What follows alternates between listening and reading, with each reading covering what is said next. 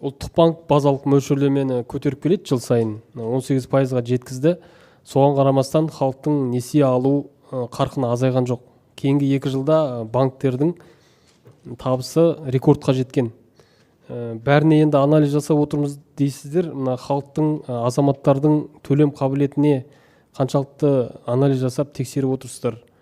Бұл жағдайды қиындатып жібермей ме қарапайым азаматтардың? Өйткені базалық мөлшерлеме қанша көтергенмен кредитті алу азайып тұрған жоқ қой. Сұрағыңызға рахмет. Енді расында да салық кодексі шеңберінде бұл сұрақтарды мұқият қарадық. Егер осы екінші деңгейдегі банктер көбіне табысы осы жеке тұлғаларды кредиттер арқылы алатын болса, оларға салық кодексі бойынша корпоративті салық мөлшерлерін ұлғайттық. Олардың санын ұлғайттық. Ол біріншіден. Екіншіден, біз мынау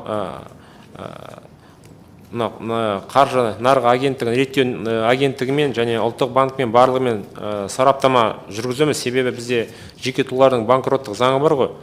Қанша адамның міндеттемесі бар, уақытылы төленбеген, оның да міндетті қарап, уақытынша өз тарапымыздан енді осы банкроттық шараларды жетілдіруге арналған түзетулерді енгізіп отырамыз. Енді біздің міндет бұл енді